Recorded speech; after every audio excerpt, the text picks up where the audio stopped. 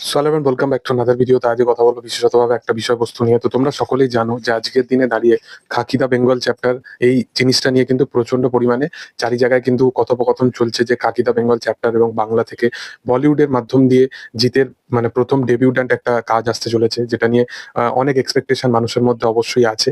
এবং এটা বলে রাখি যে এটা কিন্তু প্রথমবারের মতো হচ্ছে না। জিৎ ইভেন যখন চেঙ্গিসের সময় বা চেঙ্গিস মানুষ এইসব রিলিজ হয়ে যাওয়ার পর হচ্ছে একটা ইন্টারভিউ দিয়েছিল বেশ কিছু মাস আগেই।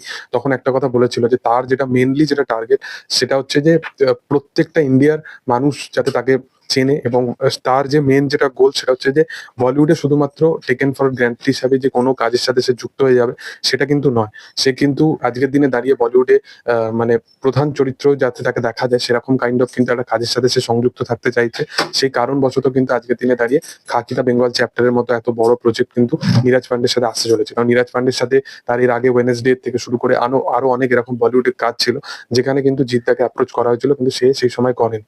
এবং এর সাথে সাথে আরেকটা কথা বলে রাখি, রিসেন্ট টাইমে আজাদ বলে যে বলিউডে যে কাজটা এসেছে, যেটা অজয় দেবগন মেন মানে ক্যামিও হিসাবে, এক্সটেন্ডেড ক্যামিও হিসাবে তার রোল ছিল, সেই চরিত্রটার জন্য কিন্তু প্রথমে কিন্তু জিতকেই ভাবা হয়েছিল। তো বোঝা যায় যে তাকে কিন্তু এর আগেও কিন্তু বলিউড থেকে ওরম অফার অনেক আসে। কিন্তু খাকি দা বেঙ্গল চ্যাপ্টার এই কাজটার মধ্যে বিশেষতভাবে কিছু একটা এক্স ফ্যাক্টর অবশ্যই আছে, যে কারণবশত তাকে কিন্তু এই কাজটায় আমরা দেখতে পেতে চলেছি।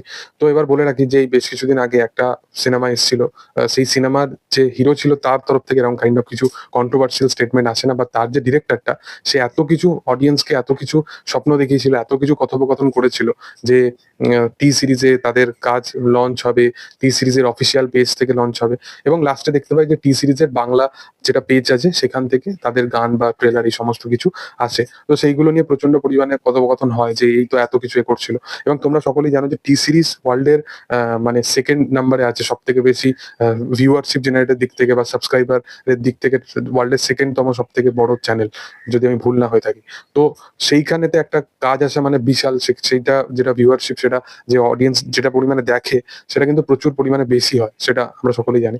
কিন্তু আজকের দিনে দাঁড়িয়ে যারা এই সমস্ত কথা বলছে বা যারা এই সমস্ত স্বপ্ন নিয়ে বেঁচে আছে, তো তাদের ক্ষেত্রে বলে রাখি যে জিৎ অলরেডি 12-13 বছর আগে তার একটা বাংলা ছবি, তার কিন্তু টিজার টি সিরিজের মতো ওই স্ট্যাবলিশ প্ল্যাটফর্মটা, যেটা কিন্তু আজকের দিনে দাঁড়িয়ে সব থেকে বেশি সাবস্ক্রাইবার আছে যে প্ল্যাটফর্মে, হিন্দি যেটা প্ল্যাটফর্ম আছে টি সিরিজের অফিসিয়ালি, সেই প্ল্যাটফর্মে কিন্তু তার অলরেডি কিন্তু এরকম টিজার কিন্তু দেখিয়ে দেওয়া হয়েছে।